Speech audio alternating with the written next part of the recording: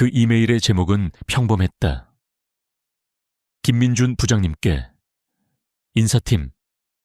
그러나 그 뒤에 첨부된 파일 이름은 내 심장을 멎게 했다. 이 실장과 김 부장의 불륜 의혹.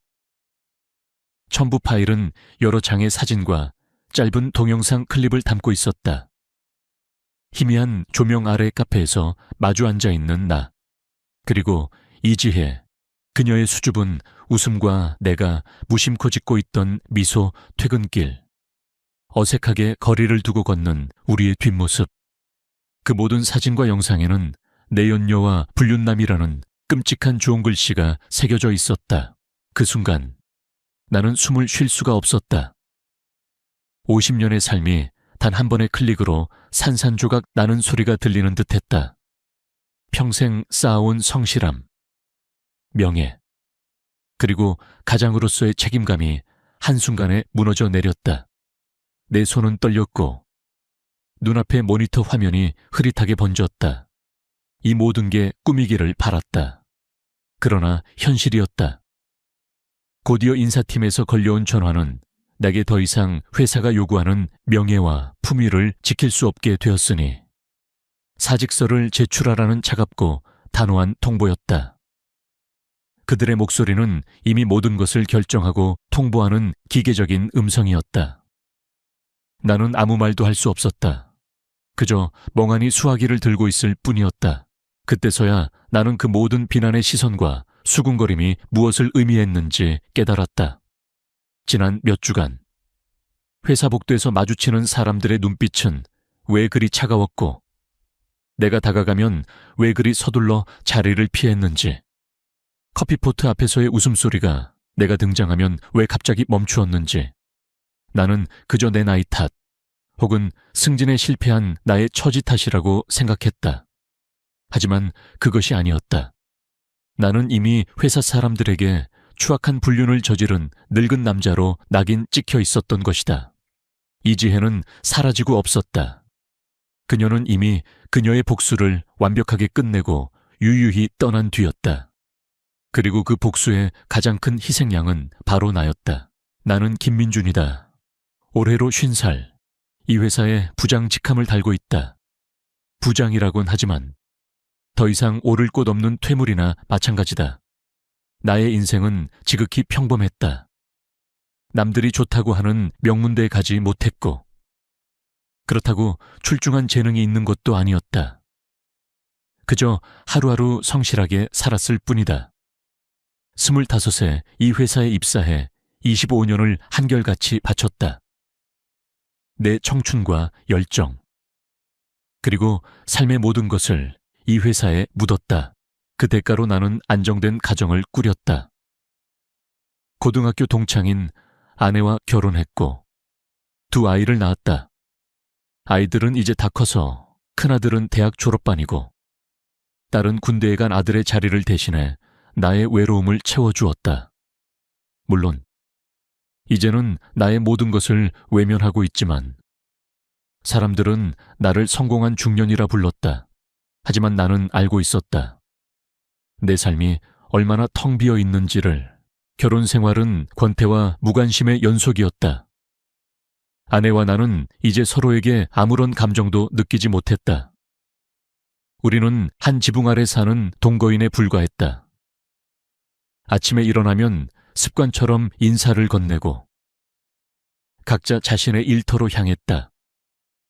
저녁이 되면 함께 식탁에 앉았지만 오가는 대화는 아이들의 학업이나 생활비에 대한 건조한 이야기뿐이었다. 사랑이라는 감정은 오래전에 사라져버렸고 남은 것은 그저 서로의 의무와 익숙함 뿐이었다. 직장 생활도 마찬가지였다. 나는 부하 직원들의 존경을 받지 못했다. 그저 나이 많은 고리타분한 상사로 여겨질 뿐이었다. 젊은 직원들의 빠르고 유연한 사고방식을 따라잡기 힘들었고 그들은 나를 따돌렸다. 회식 자리에서도 나는 늘 외톨이였다. 그들의 유행어를 알아듣지 못했고 그들의 농담에 웃을 수 없었다. 나는 그저 그들의 대화에 억지로 끼어들려 애쓰는 초라한 꼰대일 뿐이었다. 나는 그렇게 늘 혼자였다. 집에서도 혼자였고 회사에서도 혼자였다. 그 외로움은 마치 거대한 검은 구름처럼 나의 삶 전체를 뒤덮고 있었다. 나는 매일 밤 잠들기 전 천장을 바라보며 생각했다. 나는 누구를 위해 이렇게 살고 있는가? 나는 도대체 왜 이렇게 외로운가? 나의 삶은 겉으로는 완벽해 보였지만 속은 온통 구멍 뚫린 상자처럼 텅 비어 있었다. 그리고 그 텅 빈 상자 안으로 한 줄기 햇살처럼 이지혜가 들어왔다. 그녀는 내게 생기를 불어넣어 줄 것이라 생각했다. 하지만 그 햇살은 곧 모든 것을 불태워버릴 뜨거운 불꽃이었다는 것을 나는 그때는 알지 못했다. 나의 삶이 한순간에 파멸로 치닫는 것을 보며 나는 그 모든 시작을 떠올렸다. 이지혜라는 이름의 한 젊은 여자가 나의 사무실 문을 열고 들어왔던, 지극히 평범했던 그날의 풍경을 소설의 시작을 알리는 도입부입니다. 다음 챕터에서 김민준의 일상과 이지혜의 등장이 구체적으로 그려질 것입니다. 그날 이후 나의 일상은 회색빛 안개 속에 갇힌 듯 무미건조하게 흘러갔다. 아침 6시 30분. 알람 소리에 맞춰 눈을 뜨고 습관처럼 거실로 나선다. 아내는 이미 일어나 주방에서 딸의 아침 식사를 준비하고 있다. 우리는 눈을 마주치지 않는다. 다녀올게. 내가 건넨 짧은 인쇄도 아내는 네 라는 건조한 대답만을 남길 뿐이다.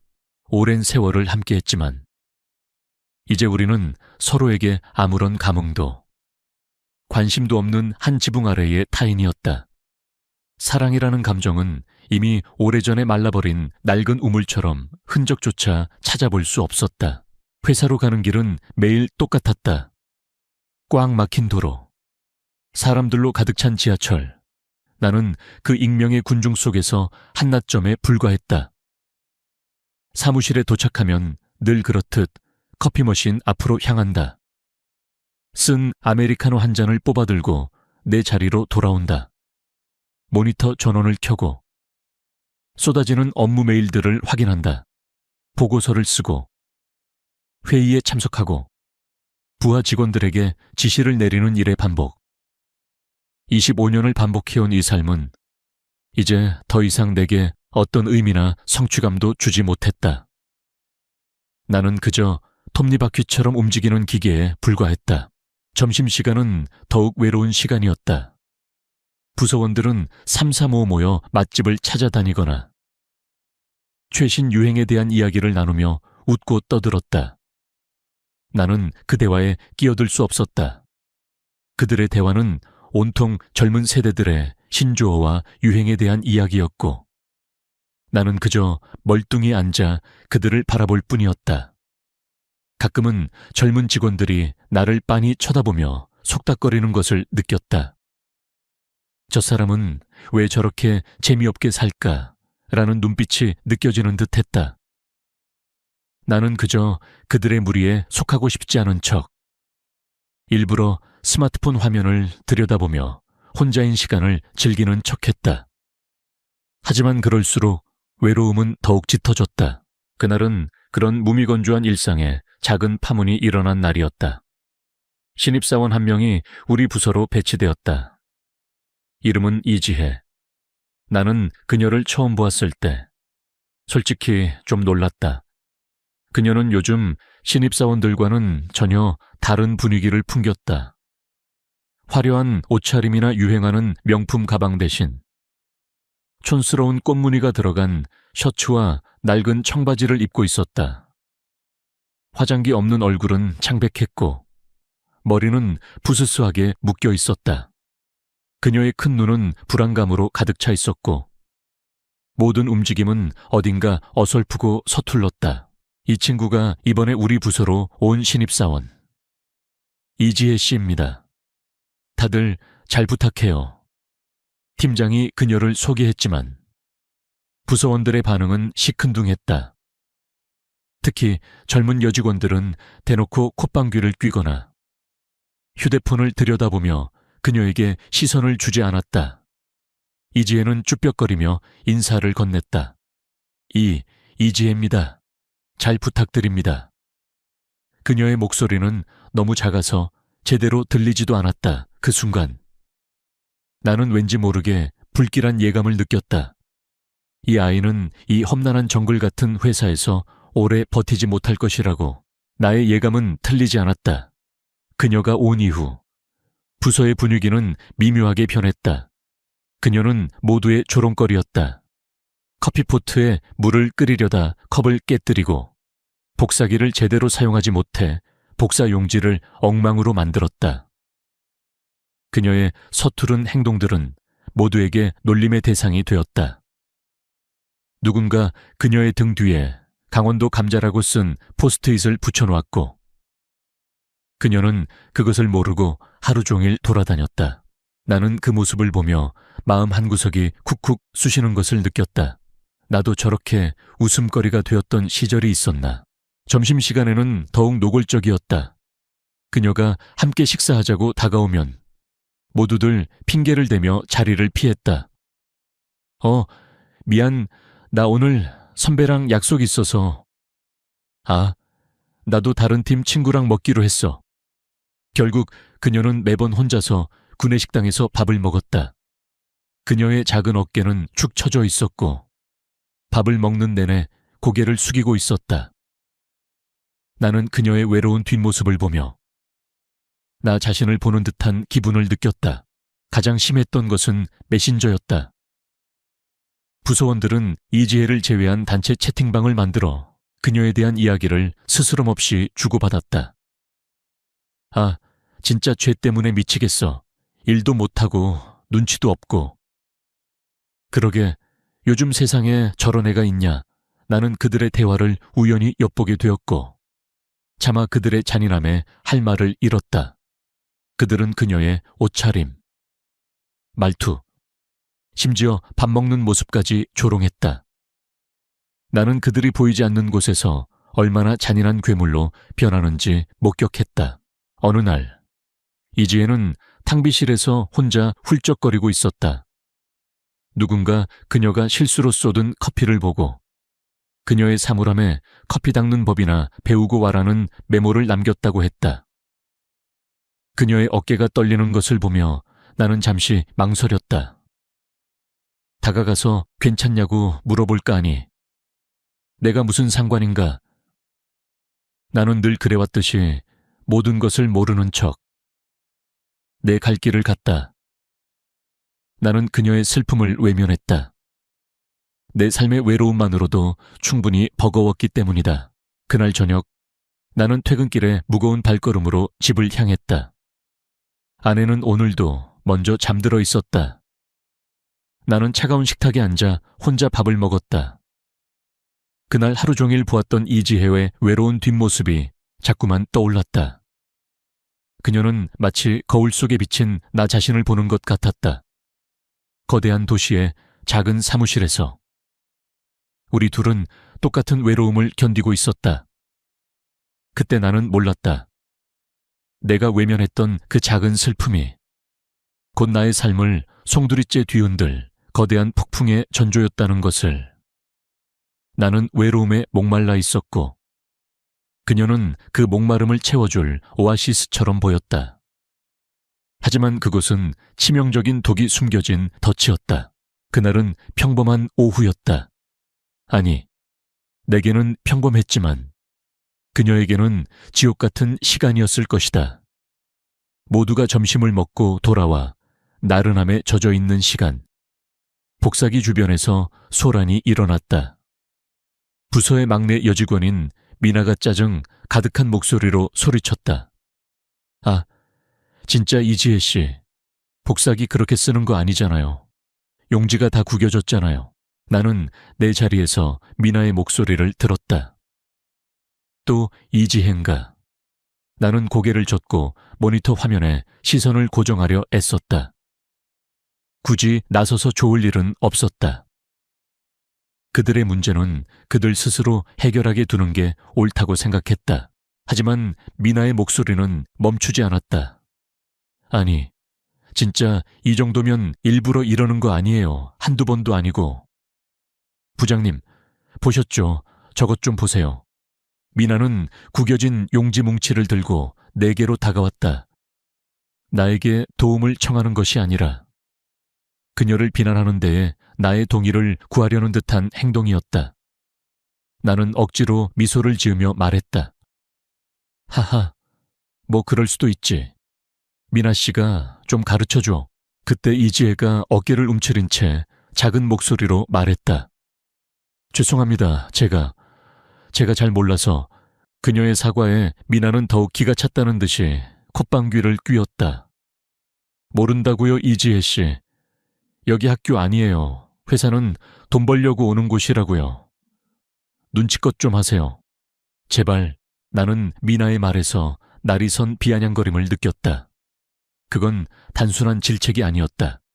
한 사람을 완전히 무시하고 짓밟는 언어폭력이었다. 나는 그들의 잔인함에 등골이 서늘해지는 것을 느꼈다. 모두가 미나의 말에 동조하며 키득거렸다. 이지혜는 얼굴이 새빨개져서 고개를 푹 숙였다. 그 순간 나는 그녀의 떨리는 손을 보았다. 그 손은 마치 덫에 걸린 작은 동물처럼 가늘게 떨리고 있었다. 그때 내 안에서 무언가 끓어오르는 것을 느꼈다. 정의감이라기보다는 외로운 존재에 대한 동질감이었다. 나는 그들의 조롱 속에 홀로 서 있는 그녀의 모습에서 나의 그림자를 보았다. 예전에 내가 겪었던 외로움, 무시당했던 기억들이 주마등처럼 스쳐 지나갔다. 나는 더 이상 외면할 수 없었다. 나는 나 자신을 외면하는 것 같았기 때문이다. 미나 씨, 그만해요. 나도 모르게 내 입에서 말이 튀어나왔다. 목소리는 예상보다 훨씬 크고 단호했다. 갑작스러운 나의 개입에 모두가 놀란 표정으로 나를 바라보았다. 미나는 당황한 듯 입을 다물었다. 이게 그렇게까지 화낼 일인가? 신입사원은 누구나 실수를 해. 그럴 때마다 이렇게 면박을 주면 누가 일을 배우겠어. 미나 씨도 신입 때 실수 안 했나? 나는 미나의 눈을 똑바로 쳐다보며 말했다. 나의 말에 미나는 아무런 반박도 하지 못했다. 그리고 나는 이지혜를 향해 고개를 돌렸다. 이지혜 씨, 괜찮아요. 앞으로는 제가 알려줄 테니 모르는 게 있으면 언제든지 물어봐요. 그리고 이 용지는 제가 알아서 할 테니 자리로 돌아가요. 나는 떨리는 손으로 구겨진 용지 뭉치를 집어들었다. 이지혜는 나를 올려다보았다. 그녀의 큰 눈은 놀라움과 함께 알 수 없는 복잡한 감정으로 가득 차 있었다.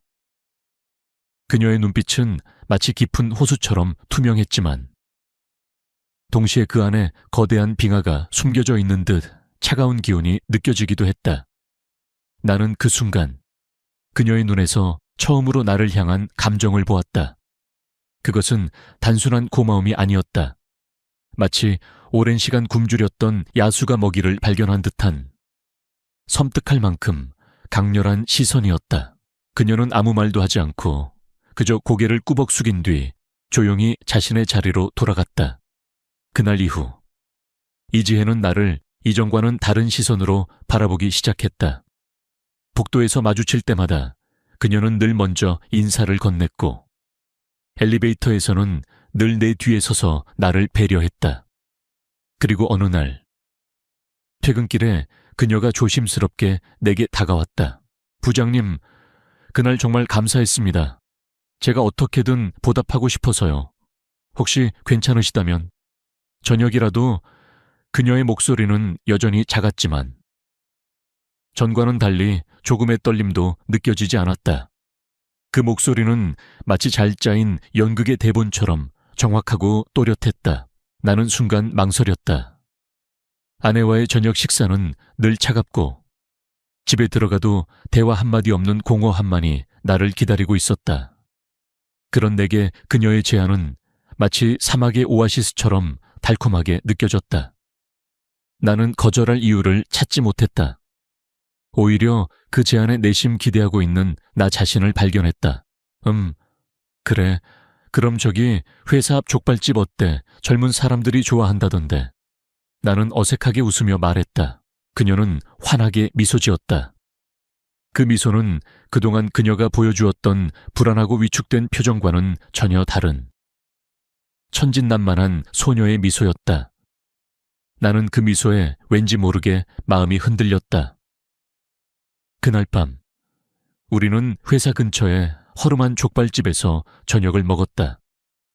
처음에는 어색했지만 나는 그녀의 이야기를 들으며 점차 편안해졌다. 그녀는 시골에서 올라와 서울 생활에 적응하기 힘들었던 이야기, 혼자서 모든 것을 해결해야 했던 외로움에 대해 털어놓았다.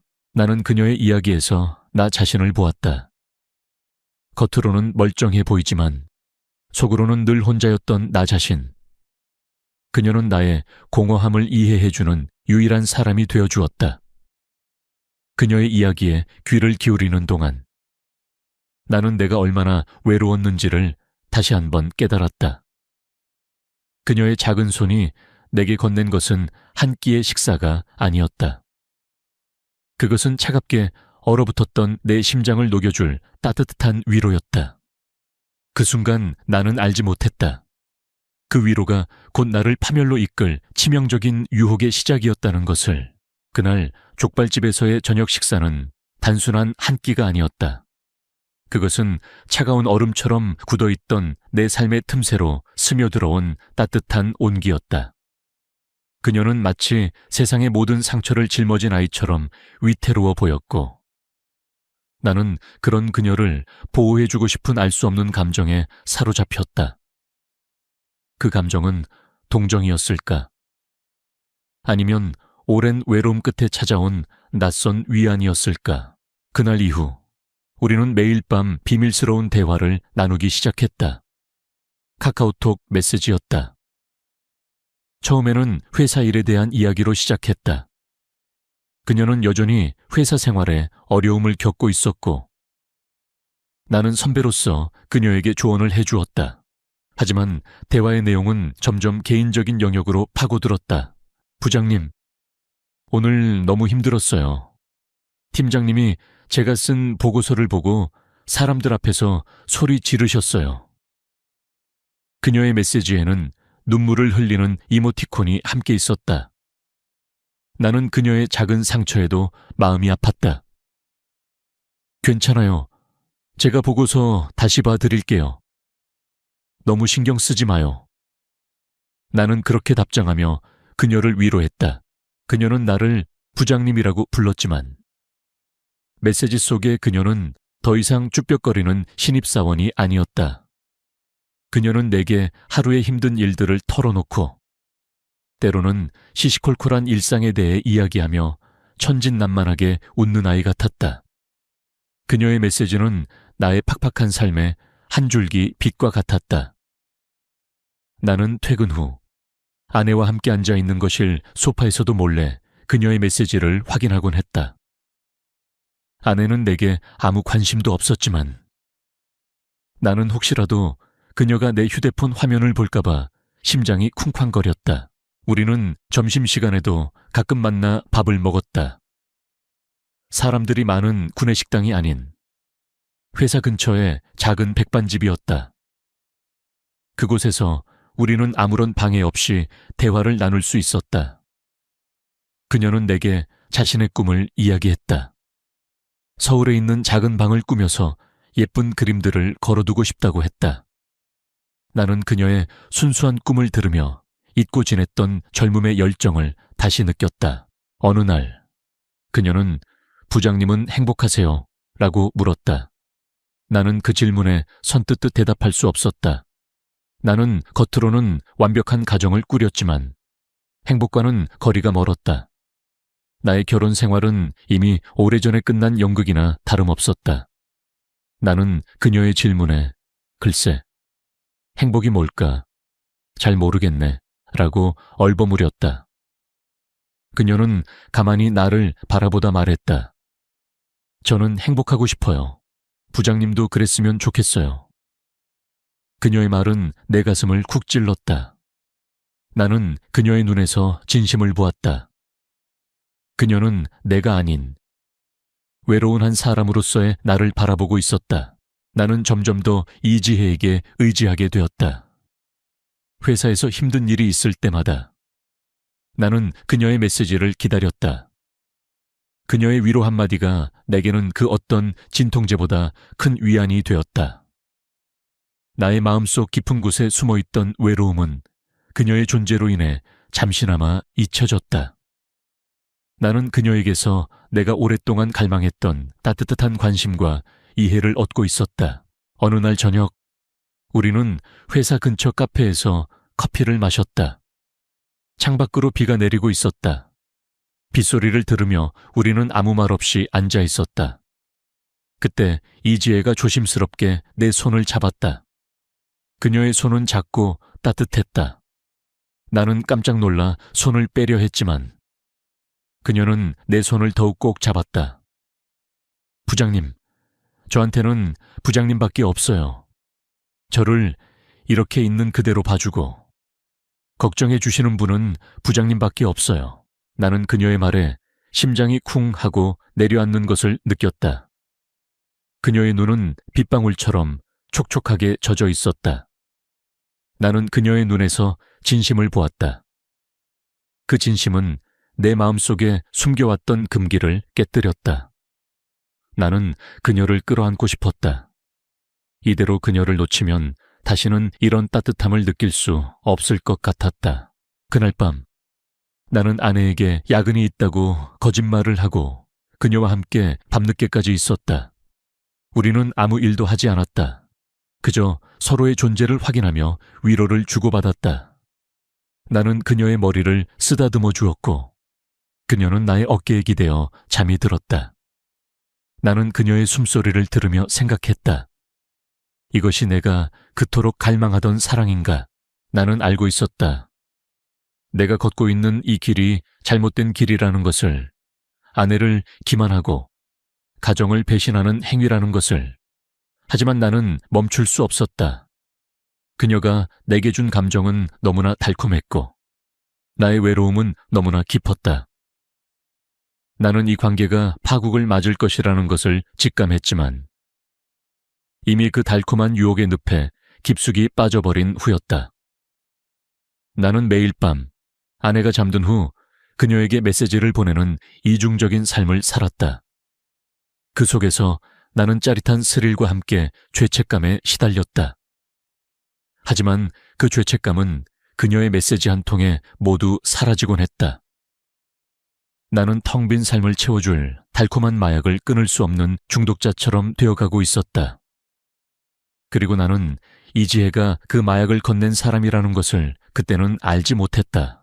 우리의 비밀스러운 관계가 깊어질수록 회사에서는 미묘한 변화가 일어났다. 처음에는 아무도 눈치채지 못하는 작은 시선들이었다. 내가 이지혜와 이야기할 때면 다른 직원들이 흘깃거리는 것을 느꼈다.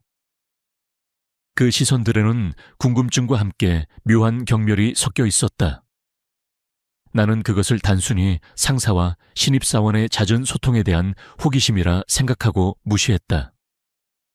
하지만 이내 그 궁금증은 소문이라는 거대한 괴물이 되어 회사 곳곳을 떠돌기 시작했다. 부장님이랑 이지혜 씨, 둘이 뭐 있는 것 같지 않아. 어제도 같이 퇴근하는 거 봤어. 아무리 봐도 수상해. 메신저 단체방은 더욱 활발하게 돌아갔다. 나는 그들의 대화를 직접 볼 수는 없었지만 그들의 차가운 눈빛과 수군거림만으로도 충분히 그 내용을 짐작할 수 있었다. 나는 그럴 때마다 아무렇지 않은 척, 더 열심히 일하는 척했다. 하지만 내 심장은 늘 불안감으로 쿵쾅거렸다. 이 모든 것이 탈로 날까봐 두려웠다. 이지혜는 이런 상황을 아는지 모르는지 여전히 태연했다. 그녀는 사람들 앞에서 나를 부장님이라 부르며 공손하게 굴었고 다른 직원들과는 최소한의 대화만 나누며 조용히 자신의 일을 했다. 그녀의 그런 모습은 나의 불안감을 더욱 키웠다. 그녀는 마치 이 모든 상황을 즐기고 있는 것처럼 보였다. 나는 가끔 그녀의 눈빛에서 섬뜩한 차가움을 느꼈다. 그건 예전에 위축된 이지혜의 눈빛이 아니었다. 마치 모든 것을 꿰뚫어 보고 있는 듯한 깊은 얼음 호수 같은 눈빛이었다. 나는 애써 그 눈빛을 외면했다. 내가 그녀에게서 위안을 얻는 만큼 그녀도 내게서 위로를 얻고 있다고 믿고 싶었다. 하지만 나의 착각은 오래가지 않았다. 어느 날 회사 화장실에 들렀다가 우연히 우리 부서 막내 여직원 2명의 대화를 듣게 되었다. 야, 김 부장 진짜 미친 거 아니냐? 그 나이에 신입이랑 바람을 피우냐? 그러게 이지혜 걔도 웃기지 않아 순진한 척하더니 알고 보니 여우였네. 김 부장이랑 둘이 뭐 하나 보상이라도 받으려고 작정했나 봐. 그들의 말은 비수처럼 내 심장을 찔렀다. 나는 화장실 칸막이 안에서 얼어붙은 채 아무것도 할 수 없었다.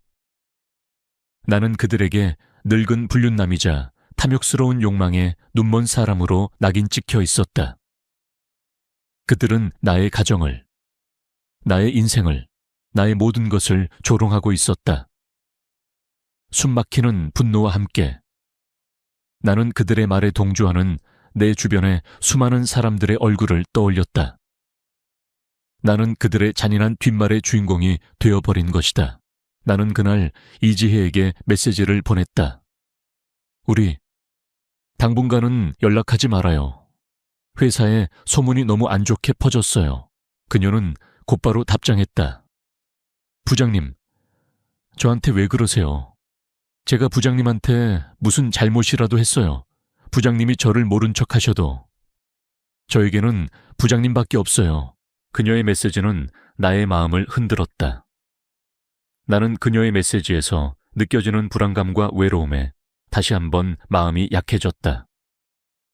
나는 내가 그녀의 유일한 피난처라는 사실에 묘한 책임감을 느꼈다. 결국 나는 그녀의 메시지에 다시금 무너져 내렸다. 아니요, 그런 게 아니에요. 단지 조심하자는 뜻이었어요. 그리고 우리는 다시 비밀스러운 만남을 이어갔다. 하지만 예전과는 달랐다. 우리의 만남은 불안과 초조함으로 가득 차 있었다. 나는 늘 주위를 살폈고 작은 인기척에도 심장이 철렁 내려앉았다. 이지혜는 그런 나를 보며 웃었다. 그녀의 웃음은 왠지 모르게 비웃음처럼 들렸다. 그러던 어느 날 나는 이지혜에게서 충격적인 이야기를 들었다. 그녀가 처음 회사에 들어왔을 때 그녀를 괴롭혔던 사람들이 사실은 회사 내 유력한 인사들의 자녀들이었다는 것이다. 그들은 그녀를 괴롭히는 것을 즐겼고 그녀의 아픔을 보며 쾌감을 느꼈다고 했다. 그들은 저를 벌레처럼 취급했어요. 부장님, 제가 뭘 잘못했다고 그렇게 저를 괴롭혔는지 모르겠어요. 그녀는 울먹이는 목소리로 말했다. 나는 그녀의 이야기에 분노를 느꼈다. 동시에 이 모든 상황에 대해 그녀를 보호해주고 싶다는 마음이 더욱 커졌다. 그 사람들에게 복수할 기회가 오면 저는 절대로 놓치지 않을 거예요. 그녀의 눈은 분노로 이글거리고 있었다. 나는 그녀의 눈에서 처음으로 증오를 보았다. 그녀는 복수를 꿈꾸고 있었다. 그리고 나는 그녀의 복수를 돕는 사람이 되고 싶었다. 나는 그때 알지 못했다. 내가 돕고자 했던 그녀의 복수가 결국 나 자신을 파멸로 이끌 칼날이 될 줄은.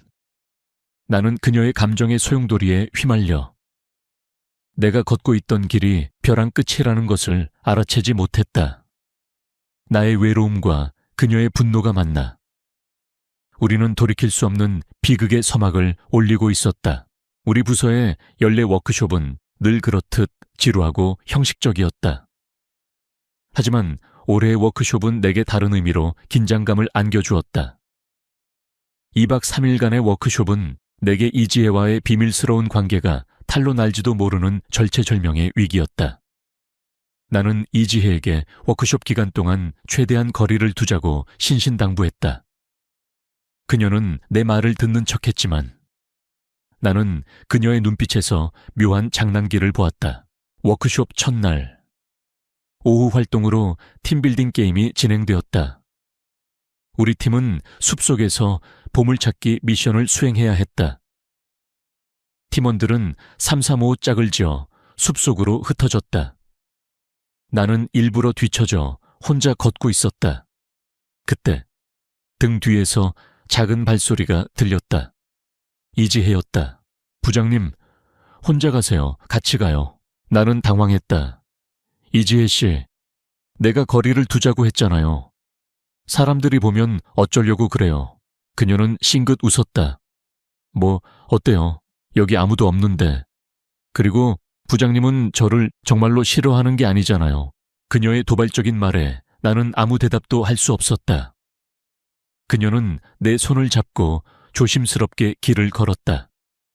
숲속의 공기는 상쾌했지만 나의 심장은 불안감으로 가득 차 있었다. 나는 주위를 두리번거리며 혹시라도 누군가 우리를 볼까봐 안절부절 못했다. 그때 갑자기 그녀가 발을 헛디뎠다. 아, 짧은 비명과 함께 그녀가 넘어지려 하자 나는 반사적으로 그녀의 허리를 붙잡았다. 그녀는 내게 완전히 기대어 넘어지지 않았다. 우리는 아주 가까이 붙어 있었다. 그녀의 숨결이 내 뺨에 닿았고 그녀의 심장 소리가 내 가슴에 느껴지는 듯했다. 괜찮아요. 나는 떨리는 목소리로 물었다. 네. 부장님 덕분에요. 그녀는 나의 눈을 깊숙이 들여다보며 말했다. 그녀의 눈빛은 마치 나를 완전히 파악하고 있다는 듯, 모든 것을 알고 있다는 듯 깊고 의미심장했다. 나는 그녀의 시선에 사로잡혀 아무것도 할 수 없었다. 그때 멀리서 우리 팀원들이 부르는 소리가 들렸다. 김 부장님, 이지혜 씨. 나는 화들짝 놀라 그녀에게서 떨어졌다. 이제 가요. 사람들이 우리를 찾고 있어요. 나는 어색하게 웃으며 먼저 발걸음을 옮겼다. 그날 밤 워크숍의 하이라이트인 모닥불 파티가 열렸다. 모두가 모닥불 주위에 모여 앉아 기타를 치고 노래를 부르며 웃고 떠들었다. 나는 그들의 즐거운 분위기에 동화될 수 없었다. 내 머릿속은 온통 이지혜와의 낮 동안의 짧은 접촉으로 가득 차 있었다. 나는 혹시라도 누군가 낮의 일을 목격했을까봐 불안했다. 그때 우리 부서의 상무님이 내게 다가왔다. 상무님은 평소 나를 아끼고 신뢰하는 분이셨다. 김 부장, 요즘 얼굴이 안 좋아. 무슨 일 있어? 그의 걱정스러운 말에 나는 가슴이 철렁 내려앉았다. 아닙니다. 상무님, 그냥 일이 좀 많아서요. 나는 애써 웃으며 대답했다. 상무님은 조용히 내 어깨를 두드리며 말했다. 괜히 헛소문에 휘둘리지 말고 중심을 잘 잡아야 해. 자네는 이 회사에서 오랫동안 신뢰를 쌓아온 사람이야. 그런 사소한 일에 흔들릴 사람이 아니라고 믿네. 나는 상무님의 말에 숨이 턱 막혔다. 헛소문. 그는 이미 모든 것을 알고 있었다. 그는 내게 직접적으로 말하지 않았지만 그의 눈빛은 이미 나는 다 알고 있으니 더 이상 선을 넘지 말라고 경고하고 있었다.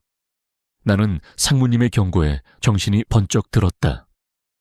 나는 이대로 가다가는 내가 쌓아온 모든 것을 잃게 될지도 모른다는 것을 깨달았다. 나는 그날 밤 잠을 이루지 못했다. 아내에게서 온 메시지를 확인했다. 잘 자요. 몸 조심하고. 짧은 한마디였지만 그 안에는 따뜻함이 담겨 있었다. 나는 이기적인 나의 모습에 죄책감을 느꼈다. 나는 무엇을 위해 이토록 위험한 줄타기를 하고 있는가? 다음 날 아침 나는 이지혜를 찾아갔다. 이지혜 씨, 어젯밤 상무님이 내게 경고하셨어요. 우리 관계에 대해 눈치챈 것 같아요. 이제는 정말 끝내야 해요. 나의 단호한 말에 그녀는 아무런 표정 변화도 없었다. 부장님, 정말 저를 이렇게 버리실 거예요. 그녀는 애처로운 눈빛으로 나를 바라보았다. 그 눈빛은 예전에 순진하고 위축된 이지혜의 눈빛이었다. 하지만 나는 더 이상 속지 않았다. 우리 관계는 더 이상 유지될 수 없어요. 나도, 이지혜 씨도 위험해요. 이제 그만둬요. 나는 그녀의 간절한 눈빛을 외면하고 돌아서려 했다. 그때 그녀가 내 손목을 잡았다. 부장님, 정말 저를 사랑하지 않으세요? 그녀의 목소리는 떨리고 있었다. 나는 그녀의 질문에 대답할 수 없었다. 나는 그녀를 사랑했을까? 아니면 그저 나의 외로움을 채워줄 누군가가 필요했을 뿐이었을까? 미안해요. 지혜 씨, 나는 내 삶을 더 이상 망칠 수 없어요. 나는 그녀의 손을 뿌리치고 황급히 그 자리를 떠났다. 나는 나의 가정을, 나의 삶을 지키고 싶었다. 그것이 나의 유일한 희망이었다. 나는 내가 그녀의 복수의 칼날을 피했다고 생각했다. 하지만 그것은 나 혼자만의 착각이었다. 이미 그 칼날은 나의 심장을 향하고 있었고, 그녀는 그 칼날을 갈고 있었다. 워크숍이 끝나고 회사로 돌아온 나는 며칠간 이지혜를 피했다. 그녀에게서 메시지가 와도 읽지 않고 회사 복도에서 마주치면 못 본 척 고개를 돌렸다. 나는 내가 모든 것을 제자리로 되돌려 놓았다고 믿고 싶었다. 다시 평범하고 무미건조한 삶으로 돌아가 내가 잃어버린 안정감을 되찾을 수 있으리라 믿었다. 하지만 나의 착각은 오래가지 않았다. 그날은 팀 회의가 있는 날이었다. 팀원들이 모두 모여 앉은 회의실은 평소처럼 딱딱하고 무거운 분위기였다. 팀장은 지난주 영업 실적을 발표하며 몇몇 직원들을 칭찬하고 몇몇 직원들을 질책했다. 나는 별다른 생각 없이 회의 자료를 넘겨보고 있었다. 그때 팀장이 이지혜 이름을 불렀다. 이지혜 씨, 지난주 거래처 데이터 분석 자료를 정리했다면서요. 한번 발표해 보시죠. 이지혜는 갑작스러운 팀장의 지목에 당황한 듯 몸을 움츠렸다. 네, 제가요. 그녀의 목소리는 불안감으로 떨리고 있었다. 나는 그녀의 그런 모습에 또다시 마음이 흔들렸다. 아, 저 아이는 아직 저렇게나 약한데 내가 너무 모질게 대했나. 팀장은 그런 이지혜에게 짜증 섞인 표정으로 말했다. 네, 이지혜 씨 맞아요. 얼른 일어나서 발표해요. 다들 기다리고 있는데. 이지혜는 자리에서 천천히 일어섰다. 그녀의 손은 발표 자료를 든 채 가늘게 떨리고 있었다. 그녀는 한참 동안이나 입을 열지 못했다. 그때 우리 부서의 다른 여직원이 키득거리며 말했다. 에이, 지혜 씨, 발표도 못할 거면 왜 정리한 거예요? 그 말에 회의실은 웃음바다가 되었다. 이지혜는 얼굴이 새빨개져서 고개를 푹 숙였다. 그 순간 회의실 문이 벌컥 열렸다. 우리 회사의 총무이사였다. 총무이사는 평소에도 무뚝뚝하고 차가운 성격으로 유명했다. 그는 회의실에 들어서자마자 싸늘한 눈빛으로 모두를 훑어보았다. 이지혜 씨, 잠시 나 좀 보죠. 이지혜는 이사의 갑작스러운 등장에 더욱 놀란 듯 몸을 떨었다. 그녀는 천천히 자리에서 일어나 총무이사를 따라 회의실을 나갔다. 모두가 어리둥절한 표정으로 그들의 뒷모습을 바라보았다. 그 이후로 회의는 제대로 진행되지 못했다. 직원들은 웅성거리며 이지혜와 총무이사의 관계에 대해 온갖 추측을 쏟아냈다. 이지혜 씨가 총무이사님 조카인가? 아니면 뭐 있는 거 아냐? 이지혜가 뭐 큰 실수라도 했나 보네. 총무이사님이 직접 오실 정도면. 나 또한 불안한 마음으로 회의 내내 초조해했다. 그때 갑자기 내 휴대폰의 메시지 알림이 울렸다. 발신자는 이지혜였다. 부장님, 잠시 저 좀 보러 와주세요. 제가 있는 곳으로요. 나는 그녀의 메시지에 당황했다. 도대체 무슨 일이 벌어지고 있는 거지? 나는 불안한 마음을 억누르고 메시지에서 알려준 장소로 향했다. 그녀가 있는 곳은 총무이사의 집무실이었다. 나는 조심스럽게 문을 두드렸다. 이지혜 씨, 저 김민준 부장인데요. 문이 열리고 그곳에는 총무이사와 함께한 남자가 서 있었다. 그 남자는 이 회사의 젊은 총수이자 이지혜의 남편이라고 소문이 자자했던 사람이었다. 그리고 그 뒤에는 이지혜가 조용히 서 있었다. 그녀의 표정은 평소와는 전혀 달랐다. 불안감이나 위축된 모습은 온데간데 없고 차갑고 단호한 눈빛이 나를 꿰뚫어 보고 있었다. 김민준 부장님, 이지혜 씨에게 무슨 짓을 하신 겁니까? 총수였다. 그의 목소리는 차갑게 가라앉아 있었다. 나는 그 질문에 아무 대답도 할 수 없었다. 내 머릿속은 온통 혼란스러웠다. 도대체 이게 무슨 상황이지? 그때 총무이사가 내게 무표정하게 말했다. 김 부장님, 이지혜 씨는 저희 회사의 미래를 책임질 총수의 아내입니다.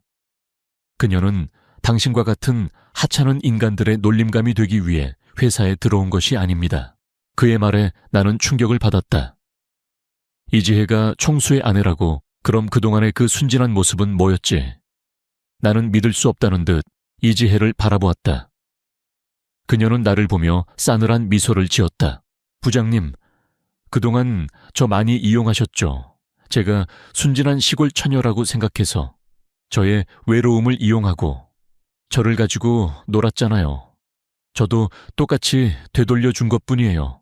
그녀의 말은 비수처럼 내 가슴을 찔렀다. 나는 그녀가 말하는 이용이라는 단어에 분노와 함께 억울함을 느꼈다. 나는 그녀를 이용한 적이 없었다. 오히려 나는 그녀의 외로움에 진심으로 동감하며 그녀에게 위로를 주려 했을 뿐이었다. 나는 당신을 이용한 게 아니에요. 나는 단지 당신의 외로움을. 나는 억울함에 목소리를 높였다. 그녀는 그런 나를 비웃었다. 외로움요, 부장님. 당신은 당신의 외로움이 가장 중요했겠죠. 하지만 저는 달랐어요. 저는 이 회사에서 저를 벌레처럼 취급했던 모든 사람들에게 복수하고 싶었어요. 그 복수를 위해. 저는 당신과 같은 당신의 동료들이 저를 괴롭히는 것을 감수했어요. 그리고 당신은 그들의 죄를 덮으려 제게 다가왔고, 그건 제게 좋은 기회가 되었죠. 그녀는 총수를 향해 고개를 돌렸다. 여보, 이제 됐어요. 더 이상 저런 인간들과 이야기하고 싶지 않아요. 총수는 이지혜의 말을 듣고 내게 차갑게 말했다. 김 부장님, 당신은 오늘부로 회사에서 해고입니다. 모든 것이 끝났으니 더 이상 이곳에 발을 들여놓지 마세요. 그의 말에 나는 다리가 풀려 주저앉았다. 나의 인생은 한순간에 무너져 내렸다. 나는 그녀의 복수의 칼날에 완전히 베어버린 것이다. 그녀는 그녀를 괴롭혔던 모든 사람들에게 복수를 성공했다. 그리고 나는 그 복수의 가장 큰 희생양이었다. 그날의 충격은 나의 모든 것을 산산이 부셔버렸다. 회사에서 해고 통보를 받은 지 단 하루 만에 나의 인생은 송두리째 바뀌었다. 집으로 돌아가는 길은 지옥 같았다. 나의 발걸음은 청은망은 무거웠고 온몸의 피가 차갑게 식어버린 듯했다. 나는 50년 동안 쌓아온 나의 삶이 이렇게 한순간에 무너져 내릴 수 있다는 사실을 믿을 수가 없었다. 집에 도착하자마자 아내에게 모든 것을 털어놓았다. 회사에서 해고된 사실, 그리고 그 이유에 대해 나는 아내의 눈을 똑바로 쳐다볼 수 없었다. 아내는 한참 동안이나 아무 말 없이 나를 쳐다보았다. 그녀의 눈빛은 실망과 분노, 그리고 알 수 없는 혐오감으로 가득 차 있었다. 그녀는 한숨을 내쉬며 말했다. 당신, 정말 나한테 어떻게 이럴 수 있어? 나는 당신을 믿었는데. 그녀의 목소리는 떨리고 있었다. 나는 그녀를 사랑한 게 아니야. 그저 외로웠을 뿐이야. 당신도 알잖아. 우리 둘 사이가 얼마나 멀어졌는지. 나는 억울함에 소리쳤다. 외로워. 당신 혼자 외로웠어. 나는 아니었을 것 같아. 나는 매일 밤 당신이 돌아오기를 기다렸고, 당신의 무관심 속에서 혼자 울었어. 그런데 당신은 젊은 여자와 바람을 피우고 있었구나. 정말 역겹다. 당신 아내는 그렇게 말하고는 방으로 들어가 문을 잠가버렸다. 나는 차가운 거실에 혼자 남겨졌다. 우리의 결혼 생활은 이미 오래전에 끝난 것이나 다름없었지만, 그날 밤 우리의 관계는 완전히 끝이 났다. 다음 날 아침 아내는 내게 이혼 서류를 내밀었다. 나는 아무 말도 하지 못하고 그 서류를 받았다. 그녀의 눈은 더 이상 내게 감정을 담고 있지 않았다. 그저 무관심하고 차가울 뿐이었다. 그뿐만이 아니었다. 아들은 나와의 통화를 피했고, 딸은 내게 단 한 번의 메시지도 보내지 않았다. 나는 그들에게 늙은 불륜남, 가정을 버린 아버지로 낙인 찍혔다. 내 모든 것을 바쳐 키운 아이들이 나를 외면하는 현실은 내게 칼날이 되어 돌아왔다. 나는 그들의 차가운 시선에 숨을 쉴 수가 없었다. 회사에서의 소문은 삽시간에 퍼져나갔다. 나는 동종업계의 다른 회사에 이력서를 넣어보았지만 번번이 거절당했다. 나의 이름은 이미 업계에 도덕적으로 문제가 있는 사람으로 소문이 나 있었다. 나는 더 이상 갈 곳이 없었다. 50년을 성실하게 살아왔다고 자부했던 나의 삶은 한순간에 아무것도 아닌 것이 되어버렸다. 나는 무너져 내린 나의 삶을 보며 이지혜를 떠올렸다.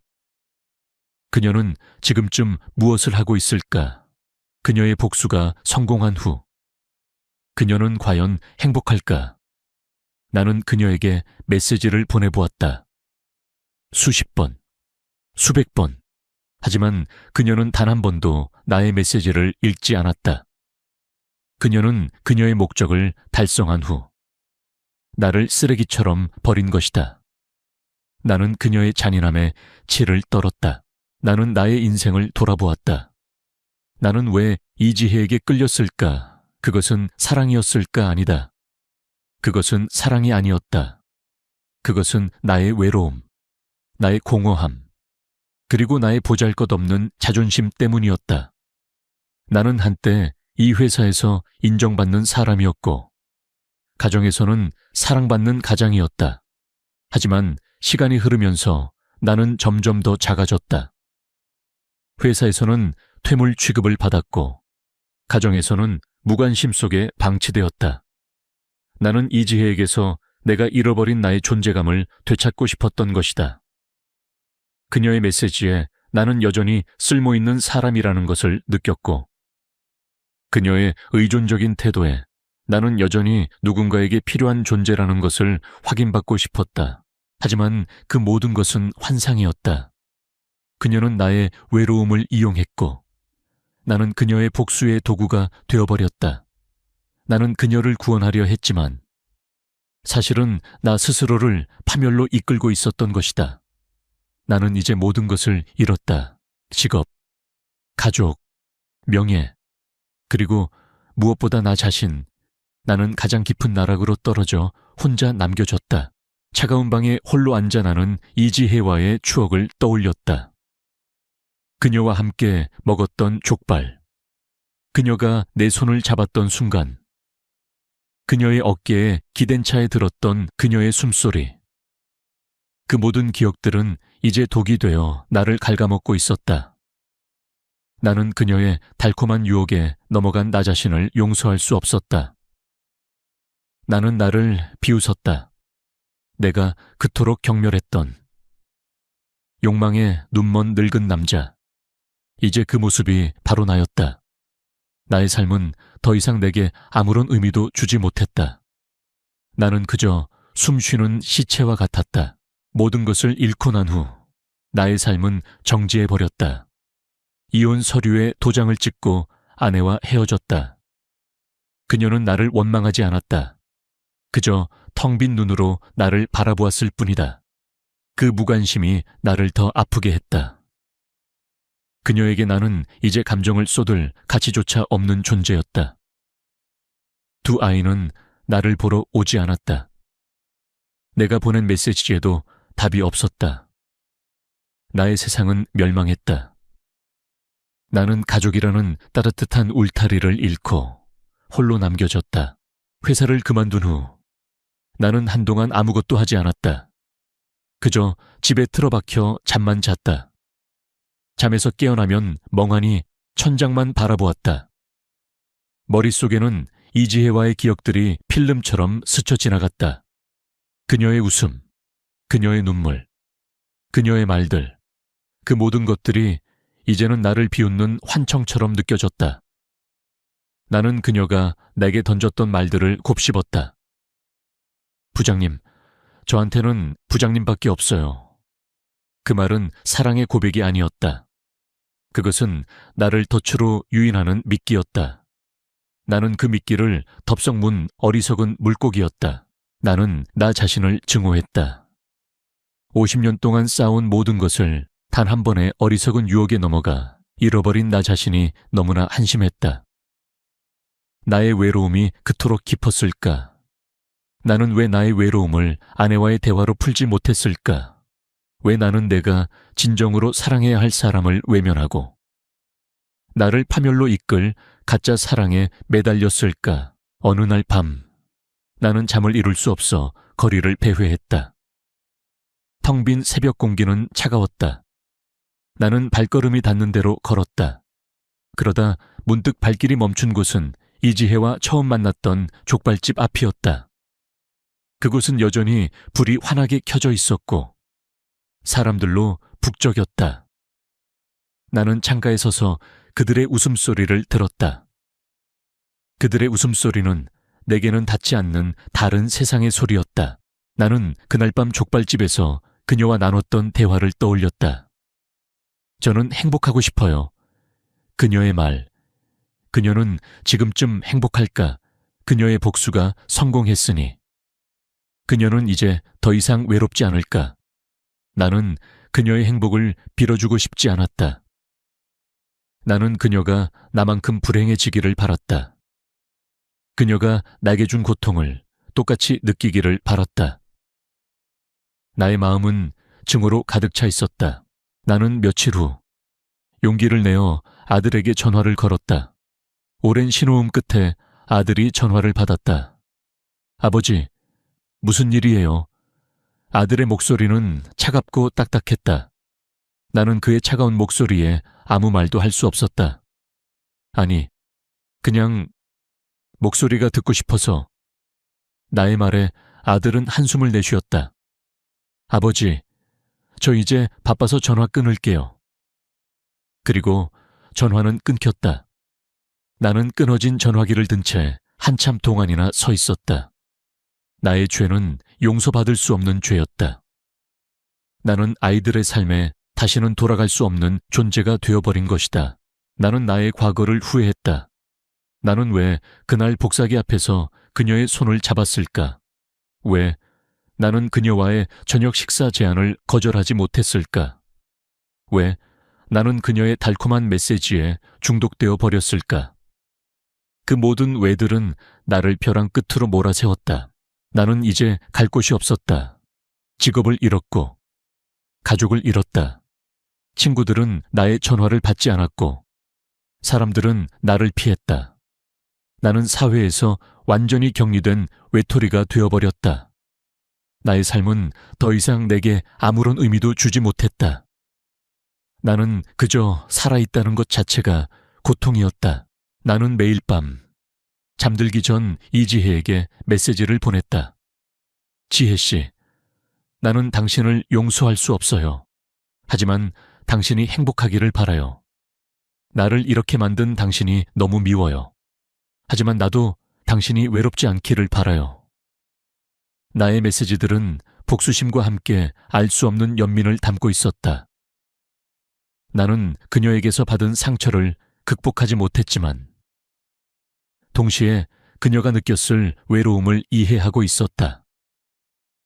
우리는 서로에게 상처를 주고받았고 서로의 외로움을 이용했다.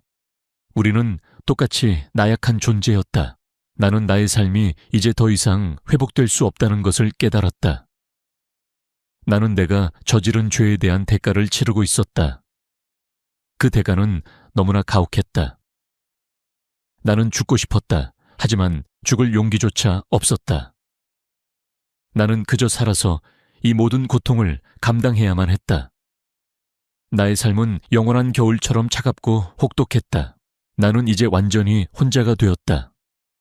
나의 이름은 더 이상 김민준이라는 평범한 세 글자가 아니었다. 나는 노년의 불륜남, 한심한 늙은이라는 꼬리표를 달고 살아야 했다. 나는 남은 퇴직금을 깎아먹으며 하루하루를 연명했다. 회사에서는 더 이상 나를 찾아주는 사람이 없었고 사회는 나를 철저히 외면했다. 나는 마치 투명 인간이 된 것처럼 사람들의 시선에서 사라져갔다. 나는 나의 인생에서 가장 아름다웠던 시절을 떠올렸다. 젊은 시절. 나는 미래에 대한 희망으로 가득 차 있었다. 나는 사랑하는 아내와 함께 작은 집을 꾸미고 아이들을 키우며 행복하게 살 수 있으리라 믿었다. 하지만 나의 삶은 내가 생각했던 대로 흘러가지 않았다. 나는 나의 욕망과 외로움에 눈이 멀어 내가 가진 소중한 모든 것을 내 손으로 파괴해버렸다. 이지혜는 나의 삶의 한 줄기 빛으로 다가왔지만 사실은 거대한 그림자였다. 그녀는 나의 외로움을 이용했고 나는 그녀의 복수의 도구가 되었다. 우리는 서로에게 상처를 주고받았고 서로의 삶을 파멸시켰다. 나는 그녀를 증오했지만 동시에 그녀가 느꼈을 외로움을 이해했다. 어쩌면 우리 둘은 똑같이 외로운 존재였을지도 모른다. 어느 비 오는 날 나는 혼자 길을 걷다가 문득 그녀의 뒷모습을 보았다. 그녀는 우산을 쓰고 있었고 누군가와 함께 길을 걷고 있었다. 그녀의 얼굴은 보이지 않았지만 그녀의 옆에 있는 사람은